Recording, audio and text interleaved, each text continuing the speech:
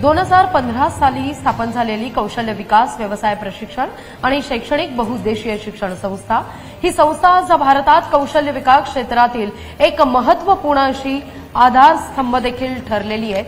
या संस्थेनं आजवर 31,000हून अधिक युवकांना प्रशिक्षित केलंय।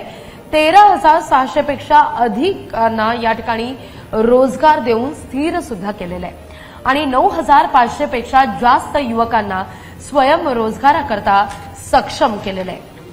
आणि याकरता म्हणून आपण एक्सलन्स इन स्किल डेव्हलपमेंट या पुरस्कारानं श्री विष्णू दळवी यांना सन्मानित करत आहोत। जोरदार टाळ्या श्री विष्णू दळवी यांच्यासाठी।